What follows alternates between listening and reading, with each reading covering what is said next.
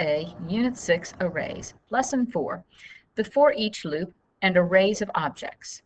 The objective of this lesson is to write code which implements a for each loop in Java, and then to understand the advantages and limitations of using a for each loop versus a standard for loop to traverse an array. You should understand how to extract and edit arrays that contain objects, and write and trace code that creates and modifies arrays of objects.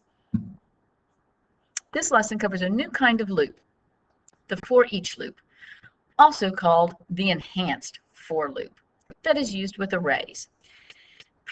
Printing using a for each loop. We have for int I is set to 0, I is less than the array length I++, and we system.out.print array sub I plus and a space, or you could do a print line, whatever. We already know that anything done with a for loop can also be achieved with a while loop. For very standard array traversals like the one above, Java has a third alternative which can often be used instead. For int in array, and ARR is the array that we're looping through. System.out.println n, and then you go through.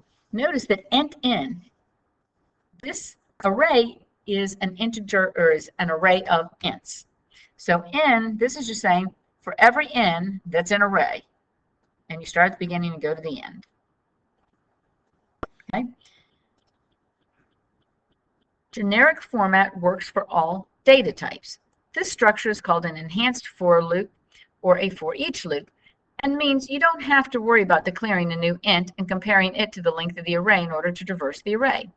The general form of the for each loop looks like this: for type E array.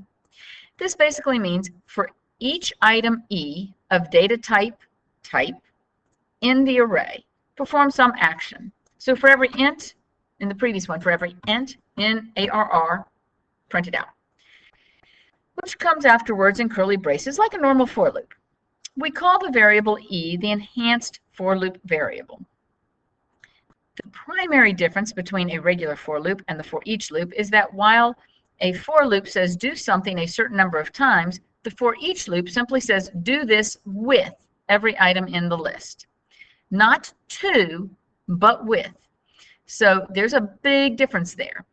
I can do something with each element, but I cannot modify the element within a for each loop. You can in a for loop, but not in an enhanced for loop. So this is a big difference. Some limitations. There are, however, some limitations to using for each loops, which means array traversals using a standard for loop are still pretty common. So I have an array of ints for int num array.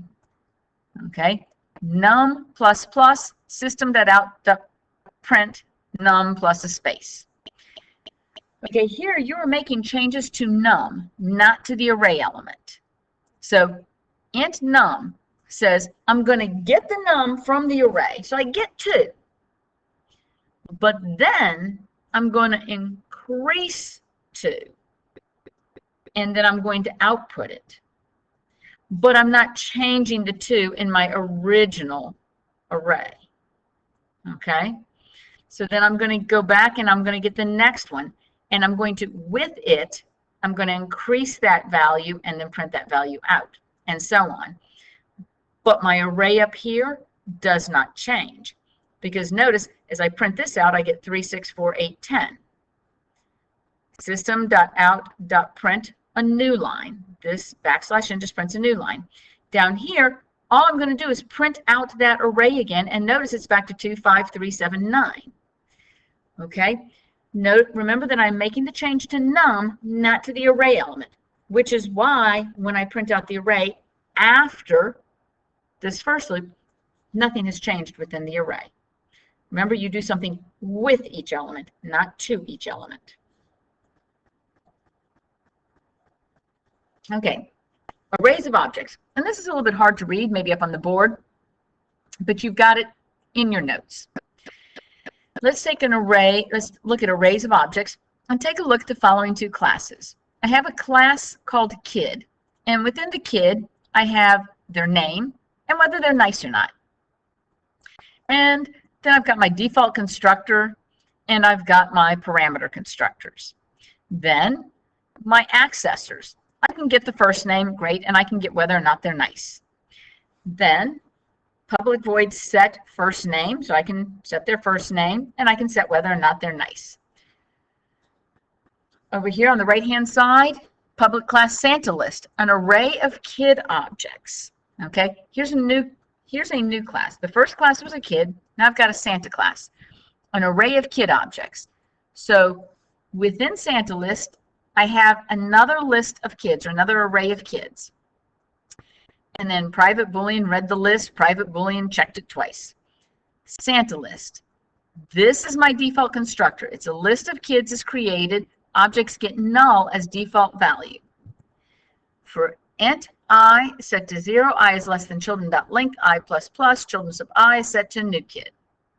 Create 5 kids with default constructors. Notice why 5? Because I declared it to be 5 long. Read the list is set to false, checked it twice, set to false.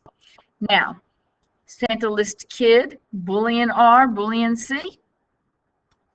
We already have a list of kids, okay? So kid K, kid, my list of kids, each kid is referenced by a K. And then again, check the list twice. So this is a parameter constructor. Down here, return kid, I'm going to return the children. Public void change child int index Boolean B. Children index. This represents a kid object, so we use a kid method. Dot set nice B. So since children is of type kid, remember up here, okay, my children is a kid array. I have to set nice B, so it comes over here and it's going to set the Boolean, nice or not. Public Boolean get read the list. Here I'm just going to return read the list. Is that true or false? And checked it twice. Is that true or false? Going to return that value. Set read the list, Boolean B, read the list is set to B.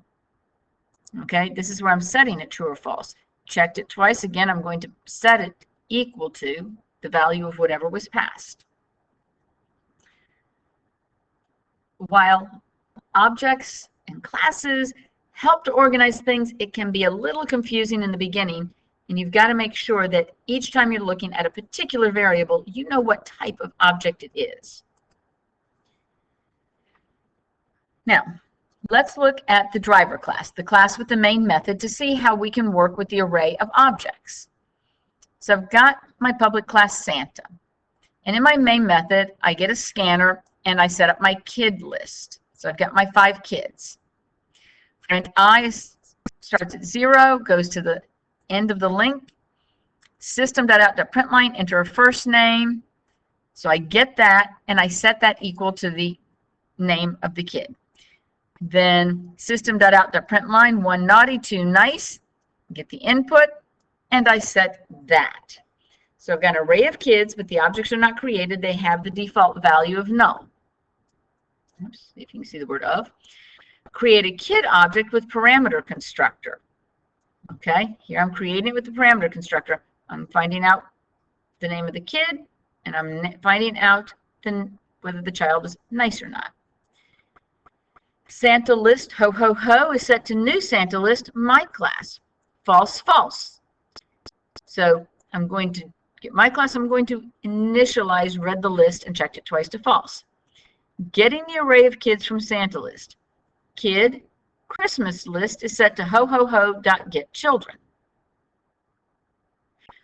Print I is set to K. K is less than the Christmas list dot length, system dot out dot println K. A space, Christmas list K dot get first name. If Christmas list sub K dot get nice is true, you're going to output nice. Else, you're going to output naughty. This prints the index and the name. Down here, ho ho ho dot set read the list true. So after you read the list and print it out to the output, you can say true. Boolean done is set to false. Flag variable controls the loop. While not done, system.out Print, is there a number who needs to change? If you are done, enter any number not listed. Boom. So this way, if you have to change somebody from naughty to nice or nice to naughty, you can. Notice ho ho ho dot change child 0 to not what. Else if num entered is 1, Boolean what is set to Christmas lists of 1 dot get nice ho ho ho dot change child 1 not what. And you do that for each one of those 5 children. Could have been put in a loop, right? You start at 0, you go through your Christmas list, and you output the first name, and again, whether they're naughty or nice, and now you can say checked it twice is true. If you're not sure, go back and just look at how this loop works. Look at the notes that I have in here. Look at who calls what. You've got a Christmas list. That's a type of list, and then you get the first name. If you're not sure, Christmas list, go back up. Find where Christmas list, don't want to go too far. Christmas list is an array of kid objects. So you can go back and see what it is and how to access it. Now, for each loops with objects. When an array contains class data, a copy of the reference is passed to the enhanced for loop variable. Therefore, in this case, we can change the value of the data using methods. How we can create a list of objects with initial values. Okay, I've got kid, APCS, new kid Stephen, false. For kid, student, APCS. So for every student who's of type kid, okay,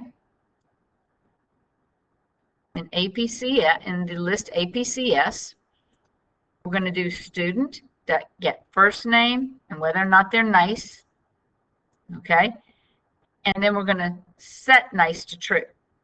For each kid in APCS, we're going to call them a student. System.out.println student.get first name, student.get nice. So notice APCS is my array name, kid sub 0, kid sub 1. It's true, Stephen, false, true. This one's got a blank. What this means is that unlike a normal for loop, we can't assign the elements in an array to new values when we are using a for each loop. This means we can't change the values at all if we're using primitive data or immutable objects like strings. But we can change some other things, okay? So again, look at this code, look at what's happening, okay? Stephen is set to false. Okay, that's what happens here. Keep on going through. Now, some limitations. Other limitations of the for each loop are that it does not allow us to access the index of the element it is currently accessing. It does not allow us to perform operations on more than one element of the array or traverse more than one array simultaneously. This means any algorithms which compare or shift elements within an array cannot usually be implemented using a for each loop. The enhanced for loop or for each loop is convenient to use for many algorithms, but while it can always be rewritten using an indexed for loop or a while loop if necessary, the opposite is not always true. Okay? So not every for loop or every while loop can be written as a for each loop. The for each loop can always be written as a while or a for loop. This concludes Lesson 4, and it also concludes Unit 6.